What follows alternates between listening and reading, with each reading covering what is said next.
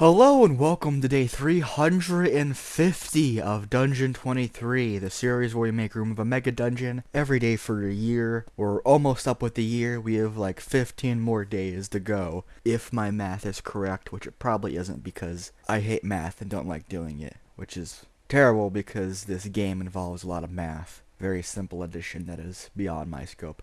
Anyway, in the corner of this room here, we have the Hungry. It is a Sorrowsworn that is pretty tough. It has 225 HP and 17 AC. That's its flat, normal, whatever stats it has by default. And normally it just like attacks the party viciously. But this guy is different where he'll just stay there in that corner until he's disturbed. And if he's disturbed anyway, then he'll start following the party, just slowly stalking them around. And he won't do anything until one of the party members regains HP by drinking a health potion or by using a spell that regains HP or any like lay on hands. Basically anything that regains healing, just not rest healing.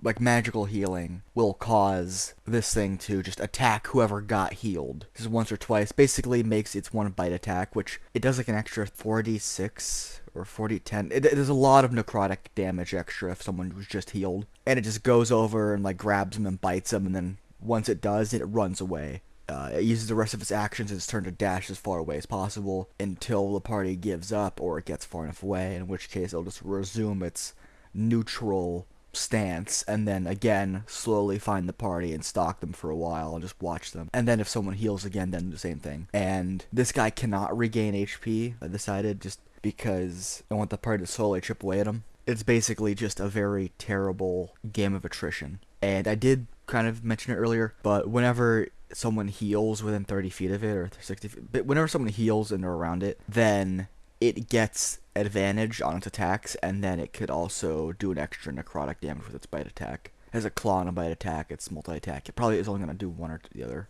Because its purpose isn't to kill the party, it's just to make their life miserable. Which makes sense because a Sorrowsworn, if you don't know what a Sorrowsworn is, it is a weird subcategory of monstrosity. They feel like they should be undead because they inhabit the Shadowfell, which is where like undead go. It's the plane of undead essentially, as the Feywild is to the fairies and fae and fairies and all that crap. But they're monstrosities because I guess undead doesn't really work all the time.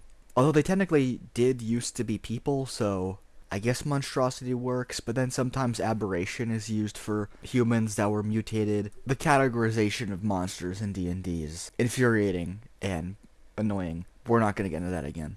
So, yeah, that's basically it. Just a guy who's going to harass the party for a while until he gets killed finally.